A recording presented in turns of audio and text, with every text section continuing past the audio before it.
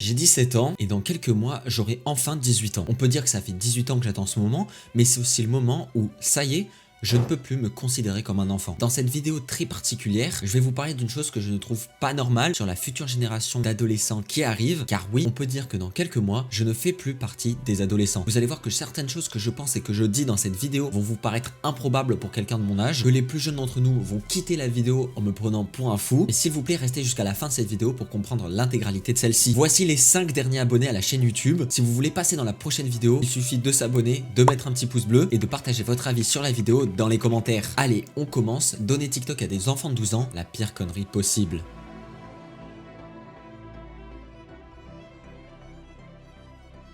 Aujourd'hui, et je le vois dans mon entourage le plus proche, les jeunes, alors quand je dis les jeunes, je parle des plus jeunes que moi, du style 10-14 ans. En fait, je parle des jeunes qui sont même plus de ma génération. C'est faux de dire ça, hein, mais j'ai 17 ans, et oui, les enfants de 12 ans ne sont pas de ma génération. Ma génération est la génération des personnes nées entre 1997 et 2010. Nous sommes la génération Z. Alors je pourrais vous parler de la génération Z pendant plusieurs minutes, mais c'est pas le sujet de cette vidéo. D'ailleurs, j'ai vu cette vidéo de youtubeur Dali qui en parle plutôt bien, et je vous invite à aller la voir. Moi, ce qui m'intéresse aujourd'hui, ce n'est pas notre génération, mais celle qui arrive juste après. La génération alpha. La génération alpha, c'est l'ensemble des individus qui sont nés entre 2010 et 2020. En gros, ceux qui commencent à entrer au collège, voire en sortir. Par exemple, les 2010 sont déjà en 4e. Qu'est-ce que le temps passe vite. Ces jeunes, eux, sont nés avec un truc de fou, l'accès super rapide et super facile aux réseaux sociaux. Et malheureusement, entre la découverte des réseaux sociaux par la génération Z et la découverte des réseaux sociaux de la génération alpha, un petit réseau social a fait son apparition, son nom: TikTok. TikTok, pour moi, et je n'ai pas honte de le dire, est le pire des réseaux sociaux. Il vous bouffe votre temps, votre énergie, votre attention, votre concentration. En fait, TikTok, c'est le genre de réseau social totalement inarrêtable. J'ai déjà fait une vidéo sur ma chaîne où j'énumère certains problèmes de TikTok, mais cette vidéo a quasiment 1 an et commence déjà à être obsolète. Et aujourd'hui, quand je vois comment les jeunes de 10 à 13 ans, donc les jeunes qui ne sont pas censés être sur ces applications, utilisent Insta, TikTok, Snapchat et j'en passe, j'en suis totalement bouleversé. J'ai vu des filles de 12 ans s'afficher comme célibataires et d'autres en train de taper leur meilleure danse TikTok sur une musique qui dit « Elle a mal au rein quand je la démonte ».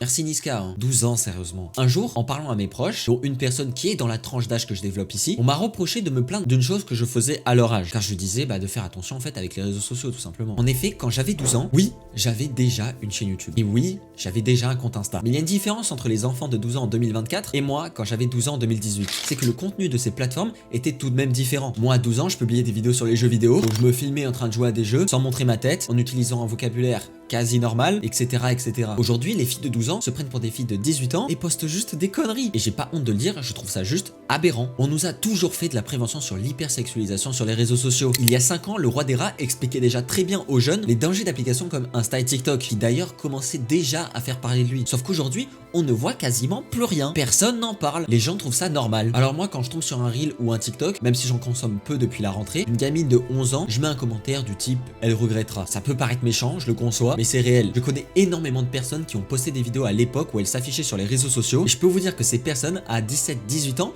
le regrettent déjà énormément. Même moi, je regrette d'avoir posté certaines vidéos quand j'étais en 6ème, alors que pourtant, ces vidéos étaient juste moi jouant à des jeux. Mais au collège, je peux vous dire que dans la cour, ça me vannait très très fort. Alors oui, peut-être que je ne serais pas là en train de vous dire de ne pas faire comme moi, d'attendre, mais aujourd'hui, mon rôle en tant qu'enfant de la génération Z, la génération téléphone, tout ce que vous voulez, c'est d'avertir sur les dangers de telles applications. Aujourd'hui, dans notre génération, beaucoup de personnes se retrouvent dévastées pour X ou Y raison. Et moi, je n'ai pas envie que la génération future se retrouve dans des états pareils. En fait, j'ai juste pas envie de voir que les enfants d'aujourd'hui fassent comme moi j'ai pu faire à l'époque, vouloir grandir trop vite. C'est triste à dire, mais si les enfants de 12 ans se mettent à mieux connaître certaines danses TikTok que leurs cours, c'est car elles recopient tout simplement les bêtises de notre génération. Et encore une fois, c'était mon cas. Quand j'avais 12 ans et que je faisais des vidéos sur Minecraft dans ma chambre, je recopiais juste ce que je voyais sur YouTube, car à titre personnel, j'étais fan de ça. Et en vrai, avec du recul, je vois pas le mal là-dedans. Enfin, si, je restais très souvent seul, je jouais sans réels intérêts, et je refusais souvent de sortir avec ma famille par exemple. Des choses que je regrette aujourd'hui et dont je me suis vite rendu compte à partir de mes 14 ans, sachant qu'à 14 ans, je ne jouais déjà plus trop, vu que je commençais déjà la réalisation de certains de mes projets, comme mon serveur Minecraft par exemple. Petite parenthèse pour ceux que ça intéresse, j'en ferai sûrement une vidéo très bientôt, donc abonnez-vous. Par contre, aujourd'hui, les jeunes dans mon cas, ça n'existe quasiment plus. Ils vont aller faire leur meilleur TikTok en bougeant leur corps comme une carpe échouée, alors qu'ils pourraient faire des choses tellement plus plaisantes. Alors s'il vous plaît, ne souhaitez pas grandir trop vite. Comme je l'ai dit au début de cette vidéo, dans quelques mois,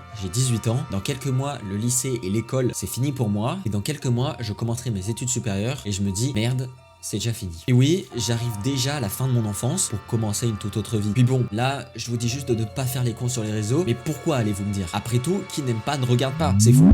Aujourd'hui, avec les feeds qui s'actualisent tout seuls, vous scrollez et vous tombez sur une vidéo aléatoire, contrairement à YouTube, où ça arrive mais c'est plus rare. Sur les plateformes comme TikTok et Instagram, n'importe qui peut tomber sur vos vidéos. Et aujourd'hui, les gens cachés derrière un écran sont les pires ordures possibles et inimaginables. Et même moi, alors que je fais du contenu que je juge bon, ne faisant pas polémique, j'ai pu recevoir un nombre incalculable d'insultes sur l'un de mes derniers contenus. Pour vous expliquer, en bref, j'ai posté une vidéo où je donnais des astuces pour mieux réussir en cours, une vidéo pour aider les gens, une vidéo travaillée avec de l'écriture, du montage, etc. Et j'ai dû supprimer, je pense, 50% des commentaires, car j'ai reçu des messages où l'on me disait que c'était normal d'avoir de bons résultats, car je porte des lunettes. On m'a dit que je ne faisais rien de mes journées, que je n'avais pas de vie sociale, pas de passion, que j'étais l'intello de service, une personne avec qui on ne pouvait pas parler, et j'en passe. Bref, moi souvent je supprimais les commentaires, et même si ça me faisait chier, ça ne me bouleversait pas du tout. Et aujourd'hui, si même moi, avec un contenu travaillé, je me fais insulter, alors je n'imagine pas le nombre d'insultes que peut recevoir certaines filles de 12-13 ans, voire même des personnes plus vieilles, sous leurs vidéos. Car les gens, c'est juste des malades. Pas d'autre mot à dire. Ce sont des fous. Et les réseaux leur permettent de se déchaîner. D'ailleurs, si vous voulez une petite astuce pour limiter les insultes sur vos vidéos, supprimez juste les commentaires. Il y a un effet plutôt marrant qu'on pourrait qualifier en fait